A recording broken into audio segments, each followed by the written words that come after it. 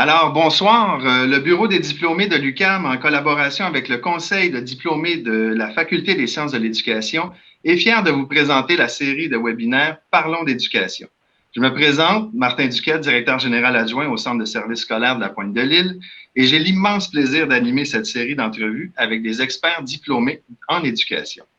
Le webinaire d'aujourd'hui a pour thématique la diversité des stratégies pédagogiques. Pour nous parler de ce sujet, il me fait plaisir de vous présenter nos invités d'aujourd'hui. Tout d'abord, Mme Émilie Tremblay-Wright, qui est professeure au département de didactique de l'UQAM. Ses principes,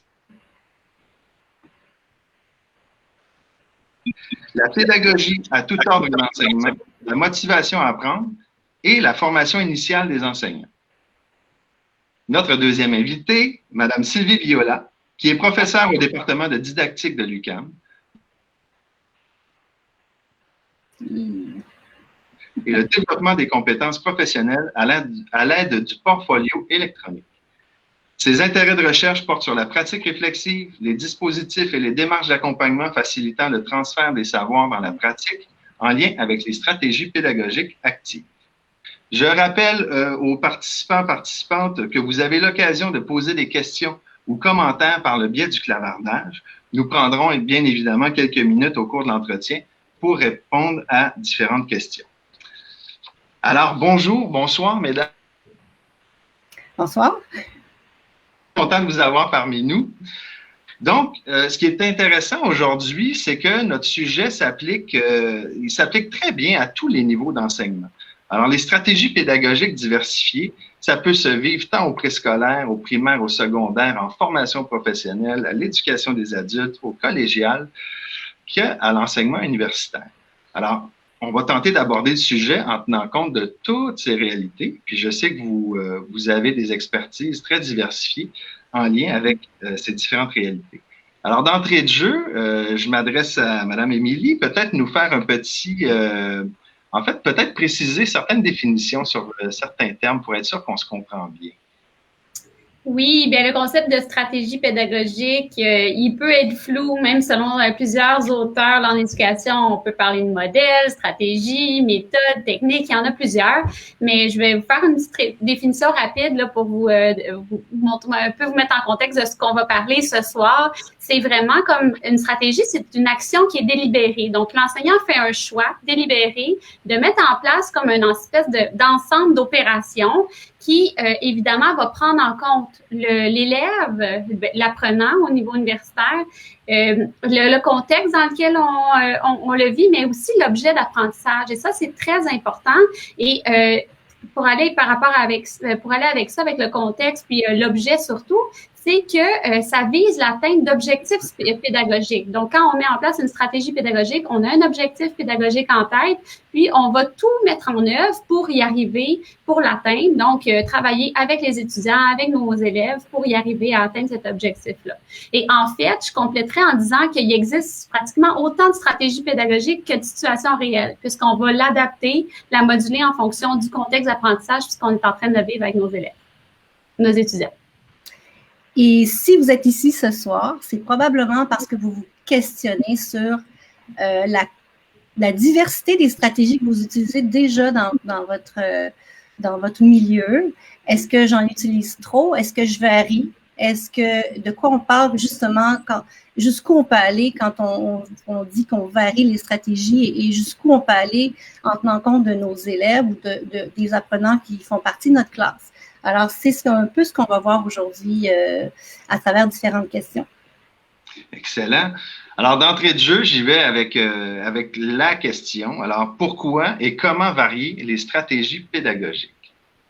Alors, peut-être qu'une façon de faire, ce serait peut-être de vous dire de faire peut-être une analogie avec l'idée du voyage. Alors, imaginons que vous êtes un groupe de personnes et que vous désirez faire un voyage, peu importe où, et que vous cherchez des informations à ce sujet-là. Donc, la personne à qui vous allez demander, c'est probablement quelqu'un qui s'y connaît dans la matière et que vous devez apprendre, vous devez aller chercher de l'information à ce sujet-là. Donc, peu importe la situation, il y a toujours, comme dans une situation formelle, il y a toujours un enseignant ou un guide ou quelqu'un pour encadrer, pour vous accompagner. Et il y a toujours des apprenants. Alors, si on faisait l'analogie avec enseigner, bien, enseigner, ce serait peut-être de proposer différents chemins pour chaque destination. Et c'est là qu'il est l'élément clé dans tout ça. Donc, on pourrait dire qu'en tout temps, il y a des apprenants et il y a des gens pour enseigner et que lorsqu'on part en voyage, on a un groupe d'individus qui part avec différentes expériences de vie, avec des connaissances différentes et que la destination pourrait être différente aussi. Donc, l'enseignant, lui, ou le guide ou l'accompagnateur doit varier les façons de faire pour que ce groupe, dans le fond, de groupe de voyageurs puisse aller chercher de l'information en particulier.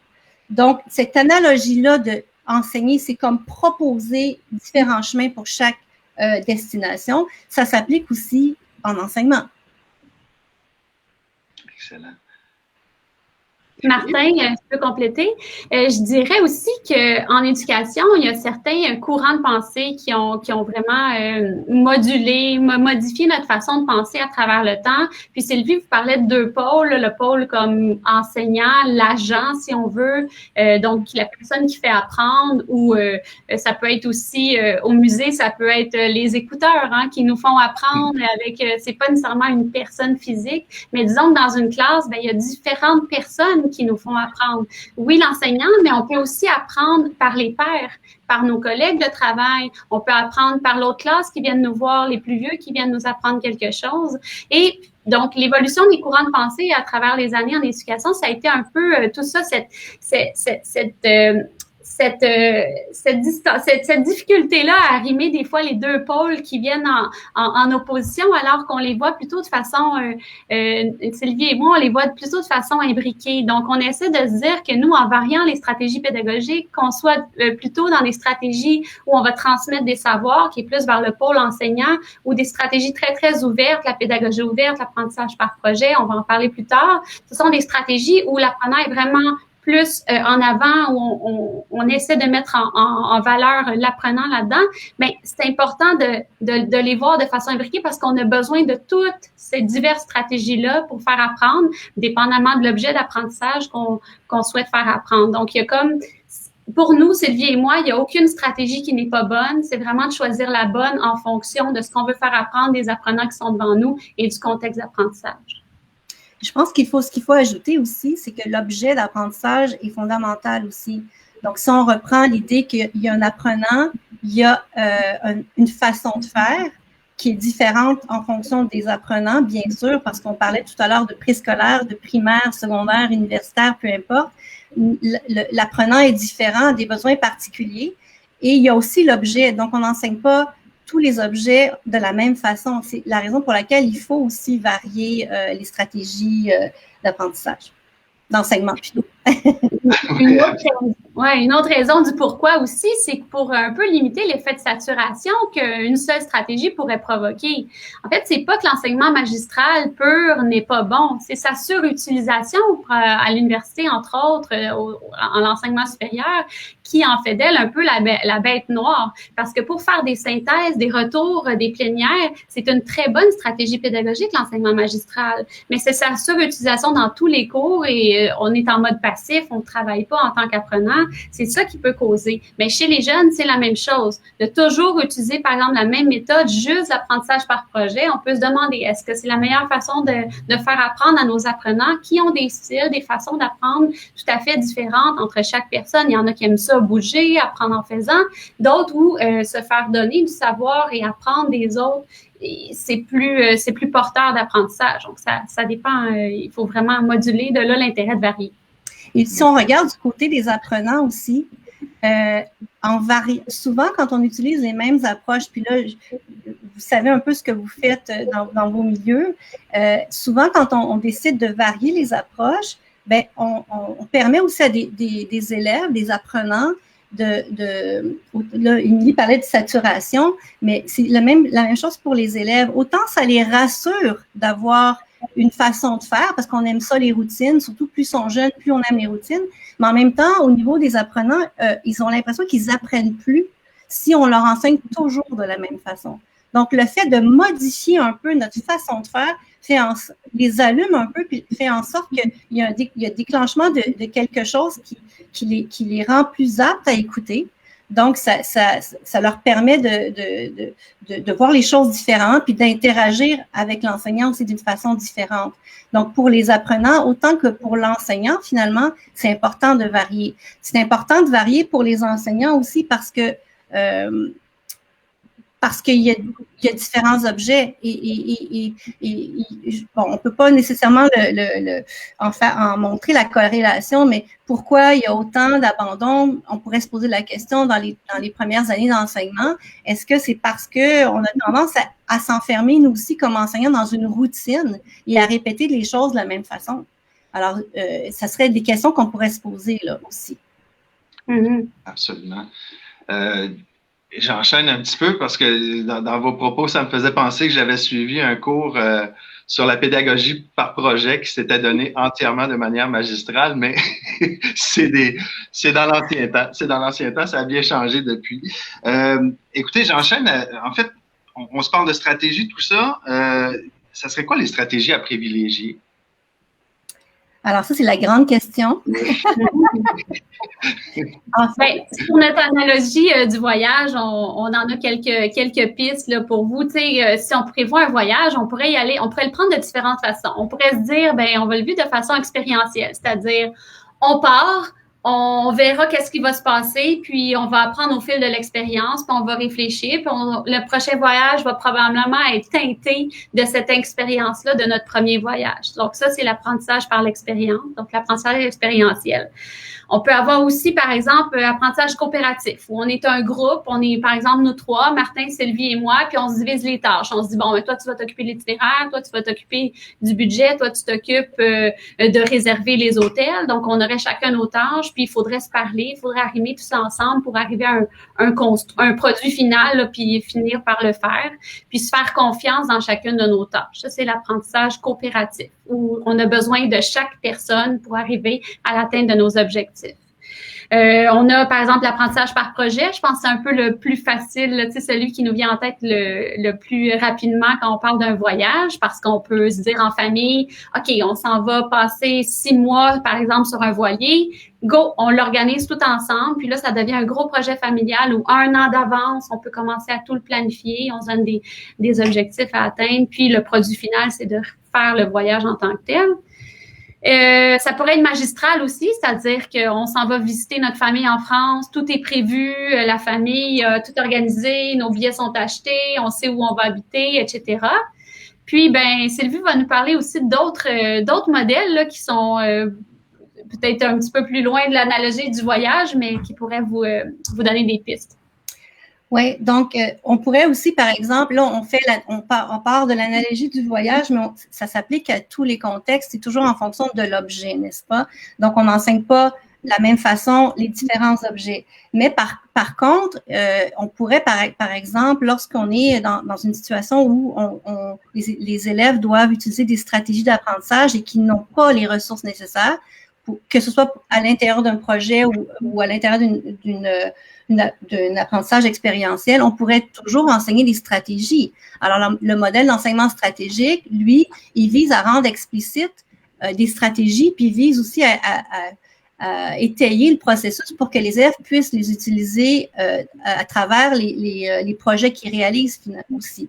On pourrait aussi faire découvrir certaines choses. Donc, on utilise l'apprentissage par la découverte lorsqu'on veut faire découvrir des concepts, lorsqu'on veut faire découvrir certains principes en sciences, par exemple, c'est la démarche par la découverte ou en grammaire. Alors, on le voit déjà que quand on choisit un modèle ou une stratégie, c'est toujours relié à un objet en particulier. Et c'est la question qu'il faut se poser. Dans quel contexte je vais utiliser quel modèle? C'est ça la clé, parce qu'on pourrait appliquer un même modèle à travers différents thèmes, mais est-ce qu'on va arriver rapidement à notre objectif? Quand est-ce qu'on décide de faire un enseignement magistral d'un concept ou quand est-ce qu'on décide de faire découvrir un concept par les élèves. Donc, il y a une question de rentabilité aussi. Est-ce que c'est nécessaire de faire telle chose pour arriver à tel produit fini?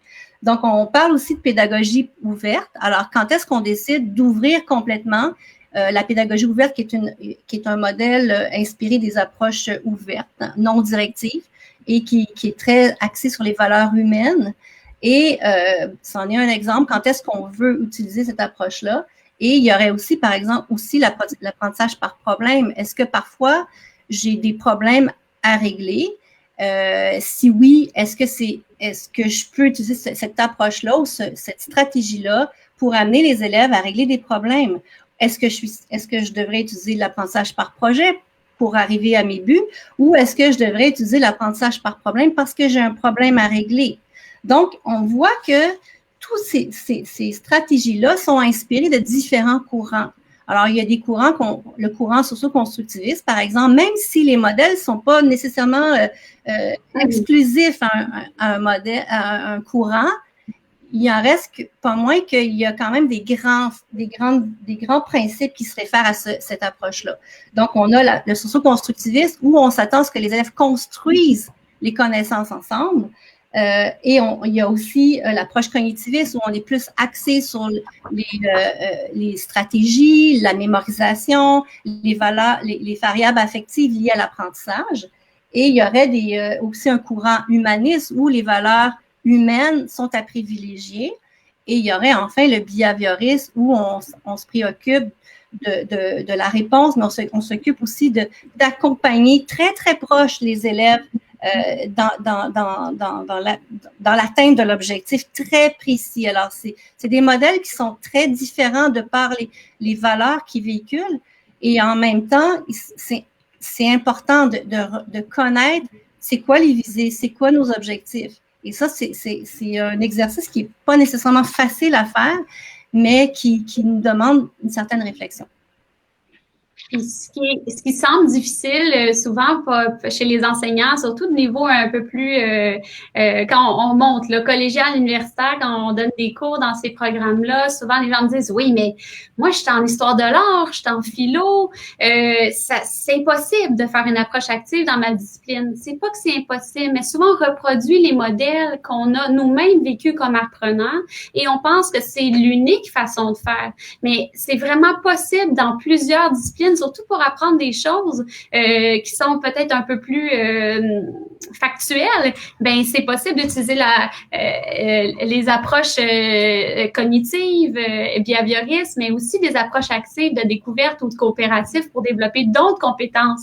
Parce que Sylvie parlait beaucoup d'objets d'apprentissage, mais il y a aussi les compétences, le concept de transversal est moins présent là, dans le programme de formation ces dernières années, mais il est quand même là, cette idée de se former à autre chose que les disciplines en tant que telles. Même à l'université et au cégep, on ne souhaite pas seulement former des gens compétents au niveau de connaissants, mais on veut aussi former des gens compétents, aller sur le domaine du travail, donc être capable de résoudre des problèmes, être capable de travailler en équipe, mais c'est des compétences qui sont importantes au niveau supérieur également.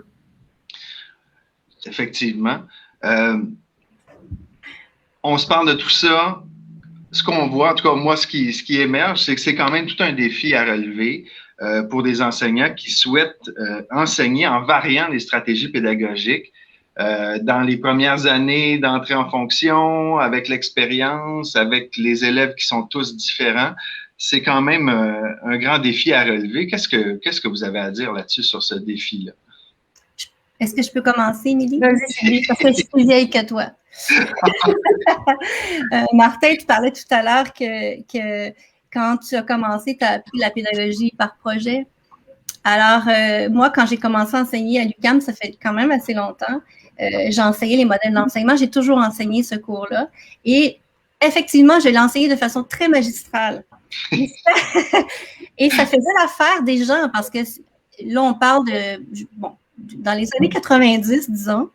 Et au fil des années, j'ai modifié mon cours totalement. Aujourd'hui, si tu suivais mon cours, Martin, il serait complètement différent. Avec Émilie aussi, on a beaucoup travaillé là-dessus parce qu'on utilise l'approche expérientielle. dans notre cours universel. Donc, on leur fait vivre les approches parce que Émilie et moi, on est persuadés que c'est comme ça qu'on apprend. D'ailleurs, Dewey a dit que c'est dans l'action, c'est en faisant qu'on apprend. Donc, on fait vivre des expériences aux étudiants. Mais quand j'ai commencé, c'était vraiment de façon magistrale. Et je trouvais qu'en éducation, ça faisait un drôle de message. On dit à nos étudiants, soyez actifs dans vos façons de faire, mais nous, on l'enseignait de façon magistrale. Donc, on a beaucoup modifié au fil des années notre façon de faire. Et ce qu'on pourrait remarquer aujourd'hui, c'est que, personnellement, par l'expérience, c'est que avant, quand je modifiais mes façons de faire, j'avais beaucoup de résistance de la part des étudiants. Là, on parle au niveau universitaire. C'est sûr qu'au primaire, au secondaire, les élèves sont moins portés à nous le dire. Hein. Tout est, souvent, ça va bien. Puis bon, peut-être pas au secondaire, mais les élèves au primaire, ils sont quand même assez ouverts. Et donc, mais à l'université, par contre, on se faisait dire souvent, vous nous dérangez un peu dans notre façon d'apprendre parce que tout est une question de paradigme. Dans quel paradigme on s'inscrit? Est-ce que je suis encore dans le paradigme de la performance, de la bonne réponse? Et il y a plusieurs années, c'est encore ça. Mais Émilie pourrait aussi le valider, mais aujourd'hui à l'université, entre autres, là, mais ça change parce que nos étudiants, aujourd'hui, ils ont appris aussi dans les approches plus actives que nos étudiants d'avant. Donc, aujourd'hui, nos étudiants, ils sont ouverts à ça parce que ça se modifie avec le temps. Et si l'enseignant modifie sa façon de penser, comment on les voit? Est-ce qu'on est à l'école pour développer des apprentissages pour que ça soit positif, pour que ça se construise avec le temps? Est-ce qu'on est dans la pédagogie, un paradigme de l'apprentissage ou on est en train encore d'évaluer tout le temps ce qu'on a à faire? Donc, quand l'enseignant change sa façon de voir les choses, ça passe aussi chez les élèves et les élèves changent. Donc, ce que je dis aujourd'hui, c'est que nos étudiants dans nos classes aujourd'hui à l'université sont beaucoup plus ouverts à ça parce qu'ils ont été habitués à le vivre aussi au primaire et au secondaire. Et ça se transmet de génération en génération. Je dis pas que c'est parfait, parce qu'il y en a encore qui veulent qui tiennent encore au magistral, encore à l'université. Mais je vois une tendance à être dans le socio-constructivisme, à construire les choses ensemble, puis à collaborer, ce qu'il y avait beaucoup moins avant. Donc, les étudiants collaborent beaucoup ensemble si on leur permet de le faire, évidemment. Donc, ils collaborent, puis ils partagent beaucoup plus qu'avant. Ça, je vous parle de mon expérience, là. Donc, ça, c'est quelque chose que moi, je peux voir. Je ne sais pas si, Émilie, tu peux poursuivre avec les défis. J'irai avec oui, mais aussi au niveau du développement professionnel, si on parle des enseignants en exercice, c'est un défi, on ne se le cachera pas, de varier les stratégies, surtout en insertion professionnelle. Donc, de se donner des petits défis. Donc, je vais en instaurer une après l'autre. Puis, parce que on cherche toujours à se développer puis d'y aller avec les données probantes. Et de plus en plus, il y a plusieurs recherches qui démontrent que de varier les stratégies pédagogiques peuvent être bénéfiques pour nos élèves. Donc, de se donner ce défi-là, c'est gagnant. Mais c'est sûr qu'il ne faut pas commencer la première année d'enseignement puis dire « je vais toutes les faire ». Donc, parce qu'il faut une première étape, les connaître. C'est déjà là, si vous êtes là ce soir, tout le monde, c'est parce que vous êtes intéressé par ce sujet-là, vous voulez en connaître davantage. Après, quand on les connaît, il faut les maîtriser, il faut les mettre en œuvre et d'avoir eu des modèles, comme Sylvie le dit, pour les étudiants en formation en enseignement, le fait de l'avoir vécu une première fois te permet de mieux réfléchir et de savoir quels sont les défis et les éléments à mettre en place quand nous-mêmes, on va enseigner. Donc ça, je pense que c'est important de réfléchir à ça. Puis, la dernière chose, c'est pas sûr qu'on va aimer toutes les stratégies pédagogiques non plus. Donc, des fois, il faut penser à soi puis se dire, hey, moi, là, l'enseignement stratégique, c'est pas pour moi, j'y arrive pas. Je vois que je suis moins dedans, mes élèves sont moins motivés quand je fais ça. Mais je vais essayer une autre stratégie parce que moi aussi, j'y arrive pas. Ou j'adore l'apprentissage par projet, mais chaque fois que je fais ça, c'est la gestion de classe qui prend un coup. Je suis incapable de gérer mes équipes, ça se désorganise. Ou tout simplement, cette année, c'est pas possible, cette stratégie pédagogique-là, parce que si, parce que ça. L'année prochaine, ce sera peut-être possible, je vais l'essayer. puis je vais diversifier mon coffre. Je vais avoir plusieurs outils dans mon coffre à outils, puis je vais être capable de choisir la bonne au bon moment. Et c'est ça qui est la clé d'un enseignant professionnel, c'est de pouvoir faire des choix éclairés en fonction de toute la situation pédagogique qui est devant nous. Si je peux me permettre, et je m'excuse Martin, hein? Non, il n'y a pas de problème. C'est ce qui arrive quand on est deux. Si je peux me permettre de faire du pouce sur ce qu'Émilie dit. Émilie, dans le fond, ce qu'elle fait, puis ça, c'est le défi qu'on a avec nos étudiants, mais l'effort en vaut la peine parce que nos étudiants qu'on forme présentement, c'est les enseignants de demain. Donc, les valeurs qu'on véhicule auprès d'eux, ben c'est ça qu'ils vont véhiculer auprès des élèves, malgré que le fait qu'ils ont tendance à retourner à ce qu'ils ont vécu. Ça, la recherche l'a démontré aussi en tant qu'enfant. Alors, souvent, malheureusement, les cours universitaires ont certaines limites et souvent, ils ont tendance à retourner à ce qu'ils ont vécu quand ils étaient jeunes. Mais avec le temps, on va finir par y arriver. Mais ce que Émilie dit surtout, qui est très important, c'est autant on veut placer l'élève dans sa zone proximale de développement, la zone où il y a un défi à surmonter, un défi réalisable, bien, on fait la même chose avec les enseignants. C'est-à-dire qu'eux aussi, il faut les placer dans leur zone. Puis ce qu'Émilie dit, quand je ne suis pas prête, mais ça, il faut être à l'écoute de ça. Puis il y a des enseignants, ça c'est un grand défi, puis un grand message à leur donner, c'est que si tu n'es pas prêt à le faire, la théorie des petits pas est toujours valable. On y va un petit peu à la fois et on réfléchit. On réfléchit sur ce qui n'a pas fonctionné, ce qui fonctionne bien et on avance. Mais il faut toujours être dans notre zone proximale de développement parce que sinon, on décroche. On a tendance à voir ça souvent dans le milieu.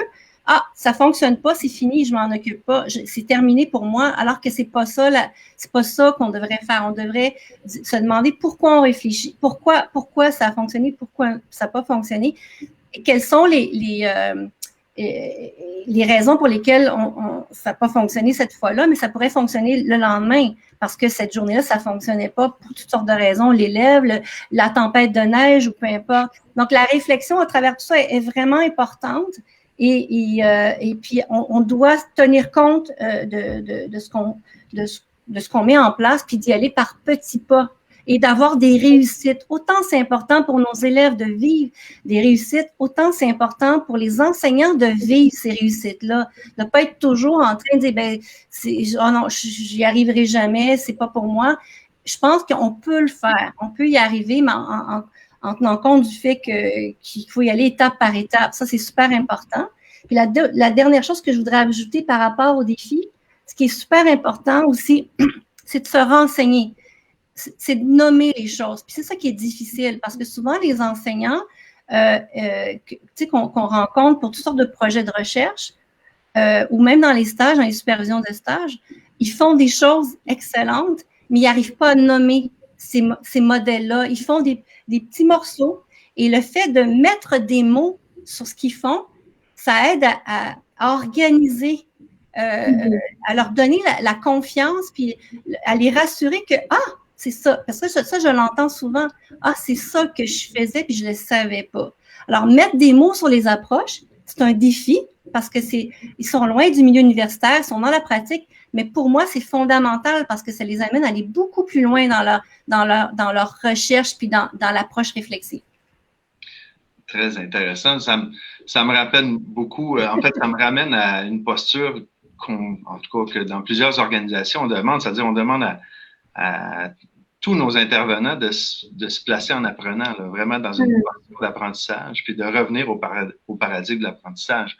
Alors, à partir de ce moment-là, ben, on accepte l'erreur, on accepte d'y aller petit pas par petit pas et d'avoir différents niveaux d'expertise aussi. Là. On ne peut pas du jour au lendemain devenir expert dans toutes ces stratégies pédagogiques-là, bien évidemment, mais très intéressant. Puis effectivement, rapidement, souvent, nos réflexes nous ramènent à ce qu'on a connu à la base. Alors, il faut être conscient de ça. Je pense qu'il y a une prise de conscience sur ces éléments-là. Entièrement d'accord avec vos propos. J'enchaîne. On continue. Une autre petite question. Alors, en quoi varier les stratégies en formation initiale et continue?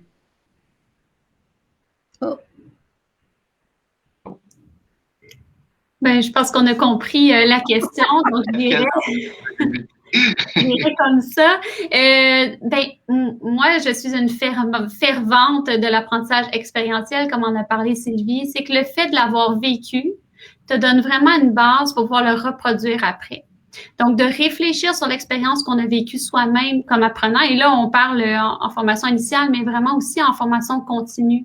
Donc, si vous avez l'occasion d'aller dans des formations sur des stratégies pédagogiques précises, c'est important de le faire. Mais il faut rester critique par rapport à ce qu'on nous présente, parce que parfois, certaines stratégies sont vendues, je dirais comme ça, dans les formations, dans les commissions scolaires, les centres de services, comme étant la stratégie à faire, la seule étant démontrée empiriquement comme bonne, mais il faut savoir qu'il y a plusieurs éléments, compétences à développer et qu'il n'y a pas seulement les apprentissages formels qui sont importants dans le programme. On se rappelle, il y a plusieurs missions à l'université aussi, au cégep aussi, en formation professionnelle. C'est différentes compétences qu'il faut développer et même si certaines stratégies actives n'ont pas été démontrées empiriquement, leurs effets sur le développement des compétences, parce que difficile d'avoir un groupe contrôle ou un groupe expérimental sur des stratégies qui sont actives où il y a tellement de facteurs qui entrent en ligne de compte. Donc, je vous invite vraiment à être critique par rapport aux formations qui sont trop ciblées sur la bonne méthode qui va tout changer votre vie. Sylvie et moi, on est vraiment d'accord pour dire qu'il faut varier. Et là, c'est le sujet de ce soir pour pouvoir atteindre différents objectifs d'apprentissage parce que c'est tellement facile de se dire je ne vais ne faire que ça, je prêche que par cette école de pensée-là. Mais dans notre classe, les élèves, ça ne veut pas dire que ça correspond à leurs besoins, ce qu'on est en train de leur faire faire. Oui, tout à fait. Puis, je pourrais peut-être ajouter, si je reprends l'analogie du voyage, comme on l'a fait au départ, il y a plusieurs façons de voyager, hein. Et puis, il n'y a pas d'unique façon de voyager. Ça dépend beaucoup des gens. Qui sont, ça dépend des voyageurs. On ne peut pas dire qu'il y a une façon qui fonctionne pour tout. Donc, je pense que c'est important d'expérimenter différentes choses, justement, à cet égard-là. Et puis, le fait de le pouvoir vivre soi-même. Et là, j'encourage tous les enseignants ici qui sont présents ce soir à vous lancer dans l'expérience. On est souvent à la position, si on reprend le SOMA, là, pour faire un peu de théorie, le sujet, l'agent, l'objet dans un milieu donné, hein, je pense que la plupart des enseignants ont déjà entendu parler de ça. On est souvent dans la position de l'agent, celui qui enseigne. Mais moi, j'encourage beaucoup les enseignants à se placer dans la position de l'apprenant, du sujet. Et quand on est, peu importe pour quelle situation, prendre un cours de tricot, prendre un cours de peinture, et c'est là, parce que moi j'ai expérimenté ce genre de situation-là où je me disais, là, je suis toujours dans la même position, mais j'arrive pas dans cette position-là à voir ce que l'enfant voit ou ce que l'élève voit. Comment il perçoit les choses. Puis le fait de se placer soi-même dans l'expérience, comme apprenant, ça nous aide énormément à voir comment l'élève pourrait percevoir. Un exemple très, très flagrant, être en situation d'examen. OK? Parce que ça fait longtemps qu'on n'a pas été en situation d'examen. Surtout quand on primaire, secondaire. Et quand on se place soi-même en situation d'examen, vraiment, là, pour un cours qu'on a suivi, le stress commence à monter pour vrai. Et c'est là qu'on réalise, toujours par la réflexion, que, oups, OK, c'est là-dedans que je place mes élèves dans une situation comme ça. Puis ça fait du bien de changer de pôle. Tu sais, on parlait du début, là, l'apprenant et l'enseignant, on change de pôle. On change, puis on se met dans la situation où on est apprenant et ça nous permet d'avoir une autre perspective. Et ça, on peut choisir ce qu'on veut, on peut prendre des cours de peinture, de menuiserie, peu importe, mais on se place dans la position de l'apprenant de temps en temps. Ça a des effets assez bénéfiques, je vous dirais. Moi, ce qui me désole ce soir, c'est que je trouve qu'on n'a pas assez de temps pour pouvoir vous expliquer vraiment en détail chacune des stratégies pédagogiques qu'on voudrait vous parler, là, mais il faut savoir que ce serait des formations d'une journée chacune. Mais c'est vraiment important d'aller dans des formations continues pour voir l'éventail des possibilités que vous avez qui s'offrent à vous pour pouvoir choisir les bonnes au bon moment. Puis c'est ça, c'est pas en 35-45 minutes là qu'on peut faire le portrait après, mais si on a pu vous donner une petite étincelle d'aller essayer une nouvelle stratégie pédagogique, là, c'est sûr que c'est ce qu'on essaie de faire avec nos étudiants en formation des maîtres. Pour revenir à la question, là, c'est quoi l'avantage là, de varier à l'enseignement universitaire, en formation initiale, c'est qu'on souhaite que les étudiants pourront ensuite reproduire ou que les gens qui viendront en formation continue puissent reproduire une parcelle de ces éléments-là dans leur enseignement. J'irais peut-être un petit peu plus loin, Émilie. Pauvre Martin, il veut parler. Ben non, il n'y a pas de problème. C'est tellement intéressant. Je vous parlais tout à l'heure de vous placer en position d'apprenant, mais là, je vais un petit peu plus loin en partant de l'idée d'Émilie, c'est placez-vous en position de chercheur dans votre classe. Expérimentez quelque chose. Faites-vous des hypothèses. Puis testez votre façon de faire. Et essayez de voir, tu sais, à petite échelle, là, juste essayer de voir qu'est-ce que ça apporte de plus. Tu sais, trouver un objet, quelque chose à observer, que ce soit la motivation, que ce soit la persévérance, que ce soit la compréhension, la capacité de verbaliser à voix haute, peu importe. Testez une approche, gardez-la un certain temps, testez-la pendant un certain temps pour être sûr de vous donner du temps, puis donner du temps aux élèves, puis tirez vos conclusions. Et si jamais vous avez le goût d'aller plus loin, bien, contactez des professeurs à l'université, puis demandez-leur de faire des recherches avec vous. Très bonne idée. Très bonne idée. Je demeure avec la ferme conviction que tous nos élèves, tous nos étudiants ont la capacité de réussir. Je pense qu'avec la diversité des stratégies pédagogiques que l'on connaît aujourd'hui en 2021, ben, c'est un atout de plus pour affirmer ceci, que l'ensemble de nos élèves ont la capacité de réussir. En tout cas, j'en demeure fermement convaincu. Sinon, je pense que j'irais faire autre chose comme métier. Alors, pour moi, c'est très important. Puis, effectivement, les stratégies pédagogiques viennent... en fait, la diversification des stratégies pédagogiques vient faire en sorte que tout le monde peut prendre un chemin un peu différent pour arriver au même but, soit la réussite. À la maison, si vous avez des questions, n'hésitez pas à nous écrire dans la fenêtre de clavardage. Et si je ne me trompe pas, le Bureau des diplômés va aussi publier une liste bibliographique là, de certains ouvrages que vous recommandez en lien avec les stratégies pédagogiques. Alors, très intéressant. Je dirais en conclusion,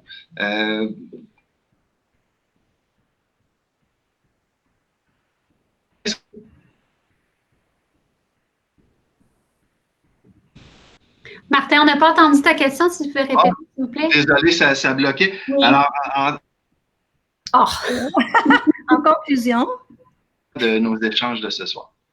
On a juste entendu les échanges de ce soir. En quelques mots. Alors, qu'est-ce que vous souhaitez qu'on retienne? Oui, ben c'est sûr que moi, ce que je souhaite que vous reteniez, puis je pense que j'ai quand même cloué le clou là-dessus, c'est qu'il faut varier pour répondre aux besoins diversifiés de chacun de nos apprenants, et ça, c'est à tout ordre d'enseignement. Je pense qu'on ne peut pas penser, et ça va à l'encontre de mes valeurs de dire « on est à l'université, ils vont apprendre de la façon que j'ai décidé que ça allait être », parce que de cette façon-là, on discrimine en quelque sorte un peu certains types d'apprenants là, qui peut-être seraient rendus à l'université si au cégep, il y avait eu plus de façons diversifiées de se faire enseigner, peut-être qu'ils auraient persévéré davantage au secondaire. Donc, moi, je pense que pour offrir les chances égales à tout le monde, il faut diversifier pour atteindre tout le monde. C'est vraiment l'important. Moi, je poursuivrai en disant prendre son temps, la théorie des petits pas. Donc, essayer, se placer dans une position à la fois d'apprenant et de chercheur et se donner le temps de vivre des choses, de les réfléchir, de les analyser avant de prétendre que ça ne fonctionne pas ou que ce n'est pas pour soi. Se donner du temps. Wow! Entièrement d'accord. Je ne peux pas être plus d'accord. Alors, écoutez, merci, Mesdames Tremblay-Wragg et Viola, d'avoir partagé avec nous votre passion ainsi que votre expertise sur le sujet. C'est tellement intéressant, c'est tellement inspirant. Alors, un immense merci de nous avoir donné ce temps précieux. À nos auditeurs, alors nous vous rappelons par le fait même notre prochain rendez-vous, soit le 28 avril prochain à 18h. et M. Steve Masson pour discuter de neurosciences liées aux apprentissages scolaires et à l'enseignement. Alors, je vous remercie encore pour ce rendez-vous si agréable et au plaisir de vous retrouver dans d'autres webinaires. Alors, on va terminer ceci. Merci infiniment. Bonne soirée. Bonne soirée.